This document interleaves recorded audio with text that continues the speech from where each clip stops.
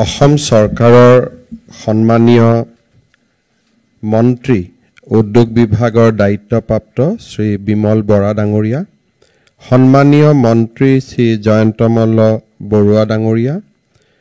আমাৰ মাজত উপস্থিত সন্মানীয় বিধায়িকা সুমন হৰিপ্ৰিয়া ডাঙৰীয়ানী, অসম চৰকাৰৰ মুখ্য সচিব ৰবি কোটা ডাঙৰীয়া, পূৰ্ব ভাৰতী গেছ প্ৰাইভেট লিমিটেডৰ CEO মনোজ কুমাৰ বৰুৱা ডাঙৰীয়া, AGCLৰ ভাইচ চেয়াৰমেন ইন্দ্ৰ গগৈ ডাঙৰীয়া, উপস্থিত সুধীবৃন্দ।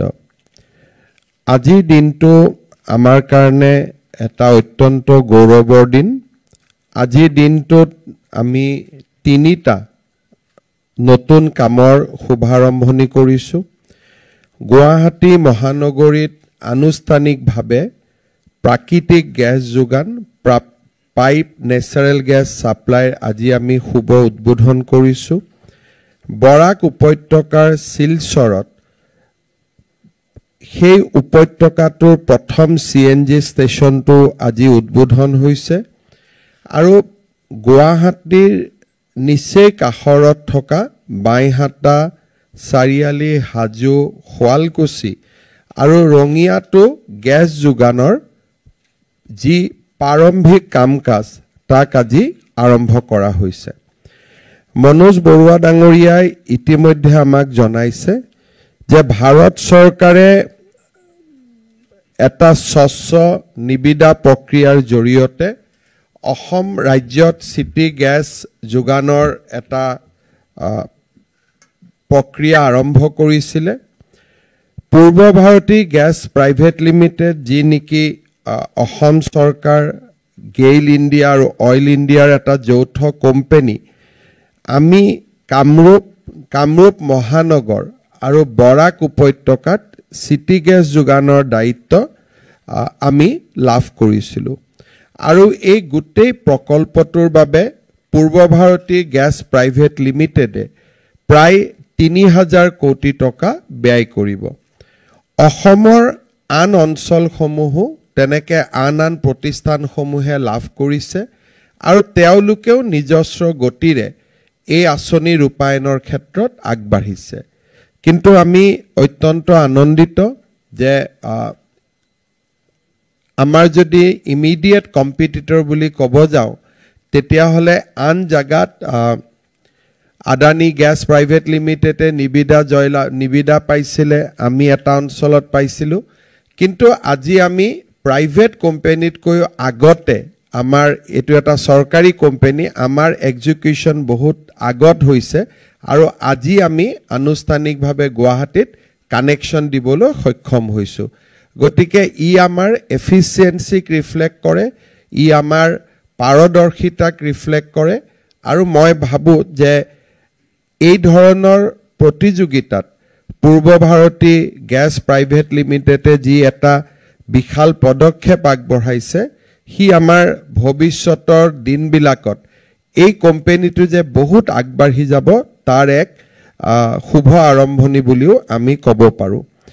এটা গুৱাহাটীত গেছ পাইপলাইন লে কৰা ইমান সহজ নাছিলে, এটা প্ৰত্যাহ্বানমূলক কাম আছিলে। বিশেষকৈ আমি গুৱাহাটীৰ পানী যোগানৰ সময়ত পানীৰ পাইপ লে কৰোঁতে কিমান সমস্যাৰ সন্মুখীন হওঁ আমি তাক জানো। আৰু প্ৰথমতে যেতিয়া গেছ পাইপলাইন লগোৱাৰ কথা আহিছিলে, মই নিজেও যথেষ্ট কনফিউজনত আছিলোঁ যে ই বহুখিনি মহানগৰী মানুহক কষ্ট দিব, আমি কৰিব পাৰিম নোৱাৰিম। কিন্তু পূৰ্ব ভাৰতী গেছ প্ৰাইভেট লিমিটেডে নিজৰ কাম অত্যন্ত দক্ষতাৰে সৈতে কৰাৰ বাবে আমাৰ গুৱাহাটীত মানুহৰো ৰিচেণ্টমেণ্ট বহুত বেছি হোৱা নাছিল আৰু আমি খুব স্মুথলি এই কামটো আগবঢ়াই লৈ যাব পাৰিছিলোঁ। আজি আমি অত্যন্ত আনন্দিত যে আজি গীতানগৰ অঞ্চলত 101টা পৰিয়ালে গেছৰ জৰিয়তে আমাৰ যিটো আমি কুকিং গেছ আমি পাওঁ তাক আমি এতিয়া গেছৰ জৰিয়তে পোৱা আৰম্ভ কৰিম আৰু গুৱাহাটীত আমি এক্সপানশ্যনো যথেষ্ট কৰিব পাৰিম কাৰণ আমাৰ নেচেচাৰী ইনফ্ৰাষ্ট্ৰাকচাৰ নিৰ্মাণ হৈছে। LPGতকৈ ই বহু পৰিমাণে সহজ হ'ব, ঘৰতে আমি পাম আৰু মই গুৱাহাটীবাসী ৰাইজক অনুৰোধ কৰিম যে আপোনালোকে যিমান পাৰে আমাৰ PBGLত ছাবস্ক্ৰিপশ্যন কৰক যাতে আমি পাইপ কুকিং গেছ আমি নিজৰ ঘৰতে লাভ কৰিব পাৰোঁ ই সেভ হয় দ্বিতীয়তে ই ইকনমিও হয় দুইটা ক্ষেত্ৰৰে আমি সুবিধা পাম গেছৰো আমাৰ অভাৱ নাই কাৰণ ভাৰত চৰকাৰ বিশেষকৈ প্ৰধানমন্ত্ৰী ডাঙৰীয়াৰ উদ্যোগত আমাৰ গ্যাস গ্ৰিড ইতিমধ্যে স্থাপন হৈছে গতিকে গ্যাস গ্ৰিডত আমাৰ যথেষ্ট গ্যাস থাকে গতিকে আমাৰ গ্যাসৰ কোনো অভাৱ নাই আৰু তাৰ লগে লগে আনুষংগিক ইনফ্ৰাষ্ট্ৰাকচাৰো পূৰ্ব ভাৰতী গ্যাস প্ৰাইভেট লিমিটেডে বনাই সম্পূৰ্ণ কৰিছে গতিকে মই ভাবো যে আমি সকলোৱে ইয়াক সমৰ্থন কৰিব লাগে আৰু লাহে লাহে LPG সিলিন্ডাৰৰ জাগাত আমি গ্যাস পাইপলাইনৰ জৰিয়তে গ্যাস লোৱাৰ বাবে আমি আগবাঢ়ি যাব লাগে বৰাক উপত্যকাত আজি আমাৰ CNG এটা ষ্টেচন আমি আৰম্ভ কৰিছো দিল্লী বা আন অঞ্চলত CNG বহুদিন আগতে হৈছিল কিন্তু আমি কিছু পিছপৰি আছিলো আজি অসমত প্ৰায় 23টা CNG ষ্টেচন হ'ব পাৰিছে আৰু CNGত আমাৰ বিশেষকৈ আমি যদি চাব যাওঁ বহুবিলাক ভেহিকল বিশেষকৈ জুনে এটা নিৰ্দিষ্ট এৰিয়াৰ ভিতৰতে পৰিচালনা কৰে তেওঁলোকে CNG ভেহিকলক ক্ৰয় কৰিছে কিন্তু এজন মানুহে যদি গুৱাহাটীত CNG ভৰাই ডিব্ৰুগড়লৈকে যাব লাগে তেতিয়ালে মই ভাবো CNG ইনফ্ৰাষ্ট্ৰাকচাৰ আৰু দ্ৰুত গতিত বাঢ়িব লাগিব আৰু সেই কাৰণে আমাৰ অন্তত নেশনাল হাইৱেটোক আমি যদি এবাৰ CNG দি কভাৰ কৰিব পাৰো আৰু গুৱাহাটীটো যদি আমি যথেষ্ট CNG ষ্টেচন লগাব পাৰো তেতিয়ালে আমি আমাৰ এয়াৰ কোৱালিটি ইনডেক্স যেটো AQI বুলি কয় তাক আমি মেইনটেইন কৰাত বহুতখিনি সুবিধা পাম মই এই ক্ষেত্ৰত PBGLক অভিনন্দন জনাম যে বৰাক ভেলিত আজি আৰম্ভ কৰিছো শিলচৰত হাইলাকান্দি আৰু শ্ৰীভূমিটো হ'ব কিন্তু আমি খুব ইন্টেনসিভলি যিমান পাৰো আৰু বেছিকৈ CNG ষ্টেচন স্থাপন কৰা কামত আমি আগবাঢ়িব লাগে মই আগতে কৈছো যে গুৱাহাটী বুলি ক'লে এটা সময়ত গুৱাহাটী মানে গুৱাহাটী পৌৰ নিগম আছিল লাহে লাহে আমাৰ যেনেকে নতুন দিল্লী ৰাজধানী ক্ষেত্ৰ তেনেকে এটা পৰিবেশ নিৰ্মাণ হৈছে গুৱাহাটীত ৰিং ৰোড হোৱাৰ পিছত হাজো বাইহাটা চাৰিআলি খোৱালকুছি এইবিলাক হসাকৈ ৰিং এটাৰ বাট এটা হ'ব ইয়াৰ প্ৰায় সৰুকৈ শব্দ দিলেও কৰিলেও আমাৰ সেই অঞ্চলবিলাকত শুনা পাব ডিসেম্বৰত গুৱাহাটী উত্তৰ গুৱাহাটী দলং সম্পূৰ্ণ হোৱাৰ লগে লগে প্ৰবেবলি দিছপুৰৰ পৰা পানবজাৰ যাওঁতে বেছি সময় লাগিব কিন্তু বাইহাটা চাৰিআলিৰ পৰা পানবজাৰ সোনকালে আহি পাব কাৰণ 6 লেন ৰোড আৰু হি যথেষ্ট আমাক কমিউনিকেশনৰ সুবিধা দিব খোৱালকুছি পলাশবাৰী ব্ৰিজৰ কাম দ্ৰুত গতিত আগবাঢ়িছে 27 চনত আমি শেষ কৰিম তাৰ লগে লগে গুৱাহাটী এয়াৰপোৰ্ট আৰু হাজোৰ ডিসটেন্স হাৰ্ডলি 10 মিনিটৰ হ'ব বা 15 মিনিটৰ হ'ব খোৱালকুছিটো 3 কিলোমিটাৰ হ'ব ফ্ৰম গুৱাহাটী এয়াৰপোৰ্ট গতিকে নাৰেঙ্গী কুৰুৱা দলং হোৱাৰ পিছত আমাৰ সিপাজাৰ কুৰুৱা নাৰেঙ্গী এইবিলাক গুটেই গুৱাহাটীৰ এটা পাৰ্ট অফ দা গুৱাহাটী হ'ব প্ৰবেবলি আজি নহলেও এটা সময়ত এই গুটে অঞ্চলবোৰ গুৱাহাটী পৌৰ নিগমৰ অধীনলৈকে আহিব পূৰ্ব ভাৰতী গ্যাস লিমিটেডে আজি যেটো আগভাগ লৈছে যে আমি বাইহাটা হাজো খোৱালকুছি ৰঙিয়া এই গুটে অঞ্চলবিলাকতে আমি গ্যাস যেটো সিটি গ্যাস পাইপলাইন আমি তাতো ৰাইজক আমি পাইপ কুকিং গ্যাস লোৱাৰ সুবিধা দিম ই আদৰণীয় এই ক্ষেত্ৰত তেখেতসকলক আগবাঢ়ি যাবৰ বাবে মই অনুৰোধ কৰিম আজি আমাৰ যিখিনি টাৰ্গেট যে আমি কামৰূপ আৰু কামৰূপ মহানগৰ জিলা 2028 চনৰ 30 সেপ্টেম্বৰলৈকে গুটে এৰিয়াটোক আমি কভাৰ কৰিব খুজিছো ইতিমধ্যে 765 কিলোমিটাৰ আমি পলিইথাইলিন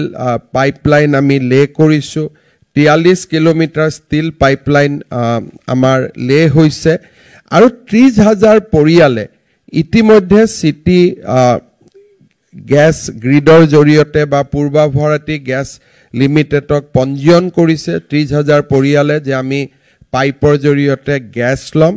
আৰু লাষ্ট মাইল কানেক্টিভিটিও প্ৰায় 6,000 পৰিয়ালক দিব পৰাকৈ লাষ্ট মাইল কানেক্টিভিটিও আমি সম্পূৰ্ণ কৰিছো মই ভাবো যে আমি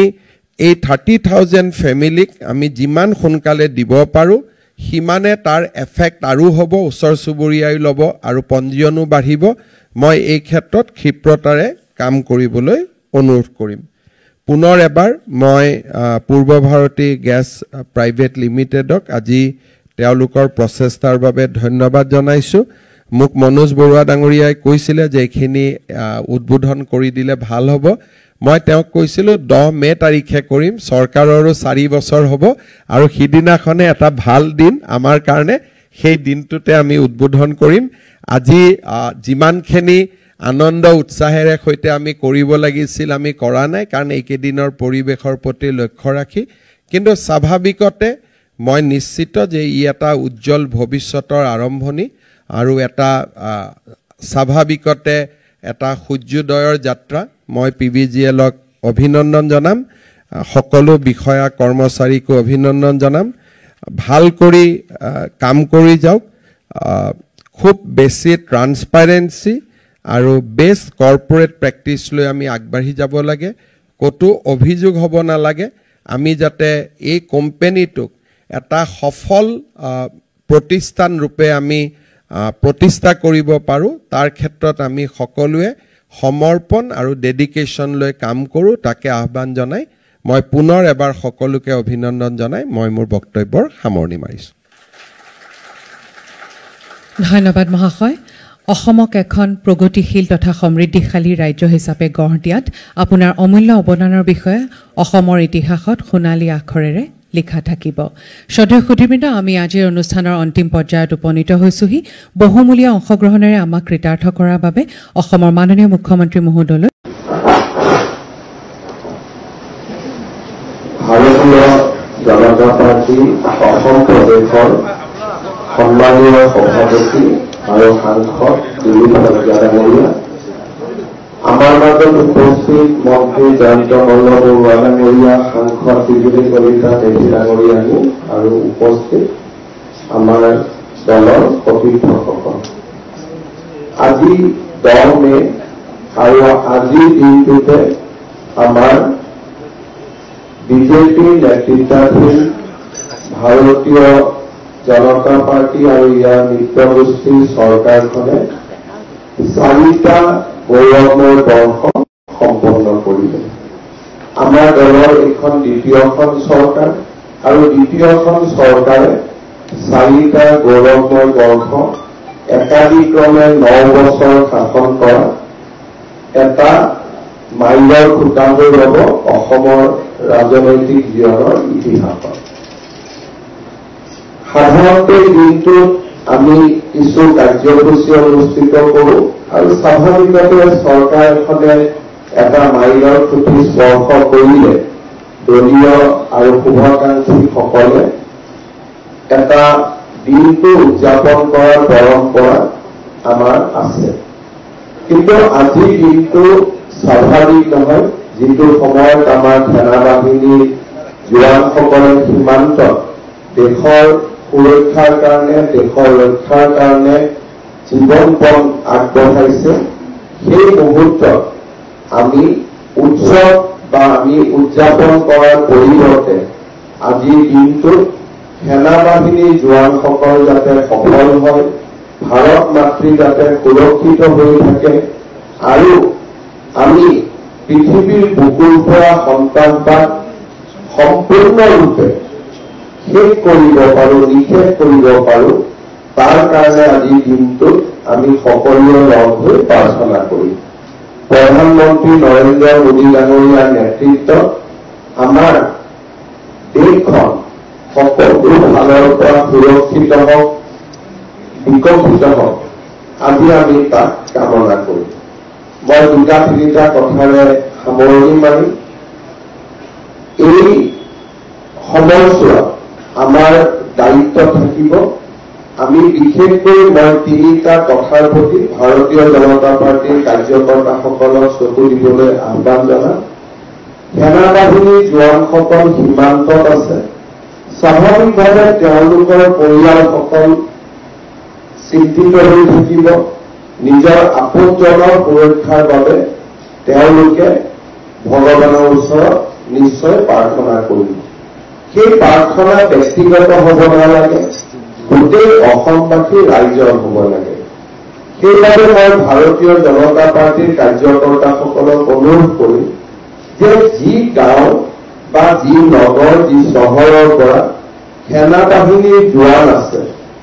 তেওঁলোকৰ পৰিয়ালৰ লগত সম্পৰ্ক ৰখা, মাত কথা ৰখা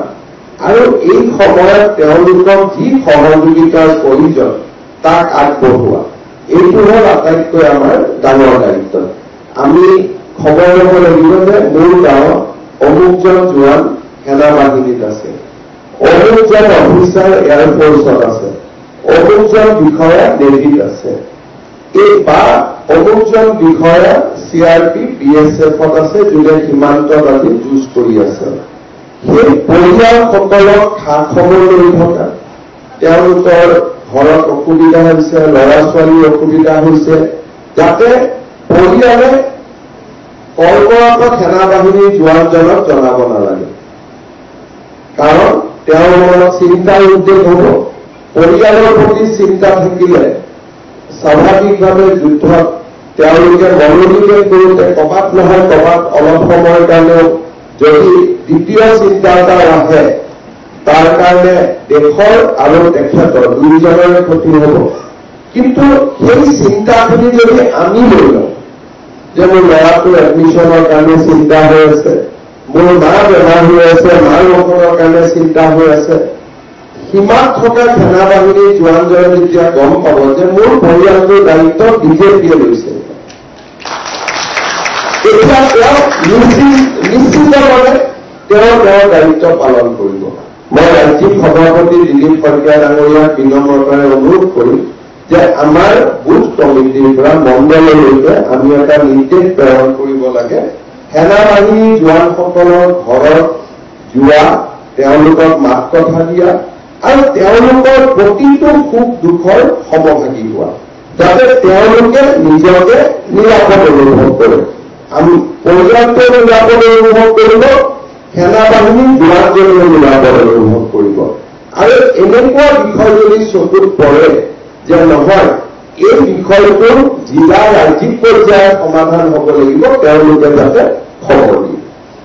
এটা মই ভাবো যে আমাৰ দলে আজিৰে পৰা এই কামটোত আমি আমাক নিয়োজিত কৰিব লাগিব। নাম্বাৰ 2, আজি সময় নহয়, কিন্তু এটা সময় আহিব পাৰে যেতিয়া আমি নিজেও প্ৰত্যক্ষ বা পৰোক্ষভাৱে এই যুঁজৰ লগত কৰবাত নহয় কৰবাত আমাৰ সহযোগিতা লাগিব। আটাইতকৈ ডাঙৰ সহযোগিতা হৈছে ব্লাড ডনেশ্যন। যুদ্ধৰ ক্ষেত্ৰত ব্লাডৰ খুবেই প্ৰয়োজন হয় যদি এটা পৰ্যায়লৈকে যুঁজ আগবাঢ়ি যায়। আজি আমি ডনেশ্যন কৰিব নালাগে, কিন্তু ব্লাড ডনাৰৰ এখন তালিকা, যে 1 লাখ মানুহৰ এখন তালিকা, যেতিয়া লাগে অসমে তুৰন্ত 1 লাখ ব্লাড দিব পাৰিব। এই তালিকাখন স্বয়ং যি আমি কওঁ ভলেণ্টিয়াৰ, যে ব্লাড ডনেশ্যনত ভলেণ্টিয়াৰ হিচাপে আমাৰ লগত থাকিব পৰা কিমান ব্যক্তি প্ৰত্যেক বুথত প্ৰত্যেক মণ্ডলত আছে। আমি এখন লিষ্ট বনাম, আমি লিষ্টখন ৰেকৰ্ড কৰিম, কিন্তু সংগ্ৰহ নকৰোঁ, কাৰণ সংগ্ৰহ কৰিলে অথলে যাব। প্ৰয়োজনতহে সংগ্ৰহ কৰিব লাগিব। যে আজি যদি আমাক কয় যে গুৱাহাটীৰ পৰা 5,000 বটল ব্লাড ইমিডিয়েটলি পঠাব লাগে, আমাৰ হাতত 5,000 মানুহৰ সূচী ৰেডি থাকিব লাগিব। এই কামটো মোৰ মতেদি আমি আগবঢ়াব লাগে, সেইটো আমাৰ কাৰণে খুব ইম্পৰ্টেণ্ট। 3 নম্বৰ, এইকেইটা দিন আপোনালোকে যদি চাই যে পাকিস্তানৰ গোটেই লক্ষ্যটো হ'ল যে ভাৰতীয় লোকৰ মাজত বিভাজন। তেওঁলোকৰ এই গোটেই প্ৰপেগেণ্ডাটো চাই সেইকাৰণে এইকেইটা দিন ভাৰতীয় জনতা পাৰ্টীৰ কোনো কাৰ্যকৰ্তা মন্ত্ৰী বিধায়ক কোনেও এনেকুৱা বক্তব্য ক'তো নাৰাখিব যোনে আমাৰ মাজত থকা একতা কৰবাত নহয় কৰবাত হানি কৰিব পাৰে আমি বৰঞ্চ মন্দিৰ মছজিদ গীৰ্জা গুৰুদ্বাৰা আমি সকলোতে এইকেইটা দিন আমাৰ সম্পৰ্ক ৰাখিব লাগে কাৰণ কৰবাত যদি কোনোবাই এটা নিগেটিভ প্ৰচাৰ চলায় মন্দিৰ মছজিদ গুৰুদ্বাৰা গীৰ্জাত থকা ব্যক্তিসকলে লগে লগে যদি মিছা প্ৰপোগেণ্ডা এইটো সঁচা নহয় সেইকাৰণে এইকেইটা দিন আমি ধৰ্মীয় নেতা ৰিলিজিয়াছ লিডাৰ্ছ ৰিলিজিয়াছ ইনষ্টিটিউশ্যন এইখিনিৰ লগত বিজেপিয়ে যোগাযোগ ৰাখিব লাগে কালি যদি সৰুকৈ ঘটনা এটা বোলে ধুবুৰীৰ পৰা হ'ল ই ধুবুৰীত নাথাকে ই গৈ পাকিস্তানী প্ৰপোগেণ্ডা হৈ যাব যিটো সাধাৰণতে আমি ইগনোৰ কৰোঁ এইকেইটা দিন আমি ইগনোৰ কৰিব নোৱাৰোঁ সেইকাৰণে আমাৰ আন এটা দায়িত্ব হ'ল সামাজিক সদ্ভাৱ এইকেইটা দিন আমি সামাজিক সদ্ভাৱ ৰাখিব লাগিব সামাজিক সদ্ভাৱ ৰখাৰ এটা ডাঙৰ পথ হৈছে যে আমি আমাৰ অঞ্চলত নিজ নিজ ৰিলিজিয়াছ লিডাৰৰ লগত আমাৰ সম্পৰ্ক স্থাপন যে আজি যদি কিবা এটা ঘটনা হৈছে য'ত নেকি পাকিস্তানে প্ৰপোগেণ্ডা কৰিছে এগেইনষ্ট হিন্দু তেতিয়া হিন্দুৰ মন্দিৰৰ পূজাৰীজনে ক'ব যে নাই এইবিলাক বিশ্বাস কৰা নহয় পাকিস্তান কোনোবা নহয় ভাৰতত খ্ৰীষ্টিয়ানৰ ওপৰত অত্যাচাৰ চলিছে গীৰ্জাৰ ৰাজকজনে ক'ব যে ইয়াত একো হোৱা নাই এইবিলাক কি কৰিছে বোলে মুছলমানৰ ওপৰত কিবা হৈছে তেতিয়া মৌলবীজনে ক'ব ইয়াত একো নাই শিক্ষৰ ওপৰত হৈছে গুৰুদ্বাৰাই গীৰ্জাত থাকিব তেখেতে ক'ব যে আমাৰ ইয়াত একো হোৱাই নাই যেতিয়া চাৰিজনে কৰিব তেতিয়া একো হোৱা নাই সেইকাৰণে সকলো ধৰ্মৰ মানুহৰ লগত এটা সম্পৰ্ক ৰক্ষা কৰা আৰু স্বাভাৱিকভাৱে আমি নিজে এনেকুৱা কোনো কাম নকৰোঁ যিটো কামৰ কাৰণে সম্প্ৰীতিৰ পৰিৱৰ্তে আমিহে কাজিয়া লগাই দিলোঁ তেনেকুৱা হ'ব নালাগে ফাইনেলি মই এটা অনুৰোধ কৰিম অহাকালি পঞ্চায়তৰ ৰিজাল্ট দিব ভালো হ'ব কৰবাত বেয়া হ'ব কৰবাত ভাল হ'ব কিন্তু আজিৰ দিনটো ভাল হ'লেও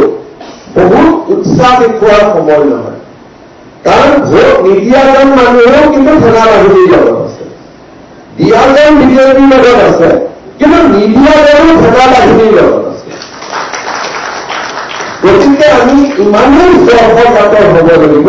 যে কালি জিকাৰ পিছত য'ত আমি জিকো সাধাৰণতে আমি পলিটিকেল পাৰ্টি জিকিলে অলপ ফূৰ্তি কৰাটো এটা স্বভাৱ অহাকালি টিভিৰ স্ক্ৰীণত আমি সেইটো দেখা পাব নালাগে সকলোকে আমি স্পষ্ট নিৰ্দেশ পঠাব লাগে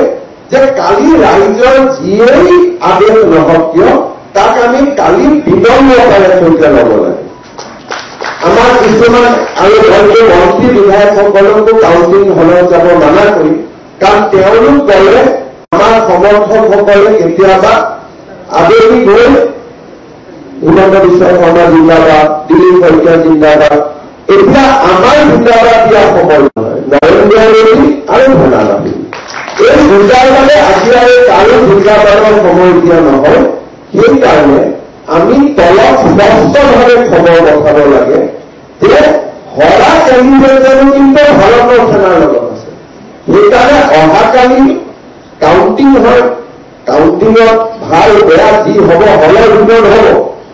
যে কোনোবা জিকিব পাৰিব কাউন্টিং হ'লেতো কোনোবা জিকিবই কোনোবা হাৰিবই আৰু আমি ইলেকশ্যনৰ ৰিজাল্টটো পিছুৱাই থ'ব নোৱাৰোঁ কাৰণ তেতিয়া মানুহে সন্দেহ কৰিব যে বিজেপিয়ে ৰিজাল্টটো পিছুৱাই দিছে বাকচৰ পৰা কি কৰি দিয়ে সেইকাৰণে কালিৰ পৰ্বটো আমি যেনে তেনে শেষ কৰিব খুজিছোঁ আন দলে কি কৰে নকৰে বেলেগ কথা বিজেপিৰ দায়িত্ব আটাইতকৈ বেছি গতিকে বিজেপিৰ ৰেছপন্সটোক আমি নিজাৰ ৰেছপন্স হ'ব প্ৰাৰ্থীসকলে জিকিছে কোনোবা এটা মন্দিৰতে ভগৱানক ধন্যবাদ জনাব কিন্তু শোভাযাত্ৰা ওলোৱাৰ লগে লগে পৰাজিত হোৱাৰ মনটো বেয়া লাগিব এতিয়া দেশত কাৰো মন বেয়া কৰাৰ সময় নহয় সেইকাৰণে বিজয়ী আৰু পৰাজয় পৰম্পৰা দুয়োটাই আমাৰ মানুহ সেইকাৰণে অহাকালি বিজেপিৰ কেণ্ডিডেটসকলে যাতে খুব সংযমেৰে সৈতে নিজৰ দায়িত্ব পালন কৰে, সিও আমাৰ দায়িত্ব। মই আজি কালি ৰাতিয়ে দিলীপ শইকীয়া ডাঙৰীয়াক কৈছিলো যে মই এবাৰ দলৰ কাৰ্যালয়ত আহি আমাৰ যিসকল নেতাৰ প্ৰেৰণা আজি আমি চৰকাৰ চলাইছো, আমাৰ প্ৰধানমন্ত্ৰী অটল বিহাৰী বাজপেয়ীৰ পৰা আৰম্ভ কৰি দীনদয়াল উপাধ্যায়লৈকে আজি আমি সকলোকে পুনৰ এবাৰ স্মৰণ কৰিছো, শ্যামাপ্ৰসাদ মুখাৰ্জীক আমি স্মৰণ কৰিছো আৰু প্ৰধানমন্ত্ৰী নৰেন্দ্ৰ মোদী ডাঙৰীয়াক আমি কৃতজ্ঞতা জনাইছো অসমৰ কাৰণে যিমানখিনি তেওঁলোকে কৰি আছে। কিন্তু আজিৰ দিনটোত এই বিষয়ে আমি বহুত দীঘলীয়াকৈ কথা পতাৰ সময় নহয়। আমি কৃতজ্ঞ ভাৰতীয় জনতা পাৰ্টীয়ে পুনৰ এবাৰ অসমবাসী ৰাইজক বিনম্ৰতাৰ সৈতে ধন্যবাদ জনাইছো। আমাৰ 9টা বছৰ ৰাজ্যত শাসন চলাবলৈ সুবিধা দিয়াৰ বাবে আৰু আমি আকৌ এবাৰ সংকল্প লৈছো যে অসমৰ ৰাইজক আমি সৰ্বস্ব উজাৰি সেৱা কৰি থাকিম, ভাৰত মাতৃক আমি সৰ্বস্ব উজাৰি পূজা কৰি থাকিম। বহুত বহুত ধন্যবাদ। ভাৰত মাতা কি।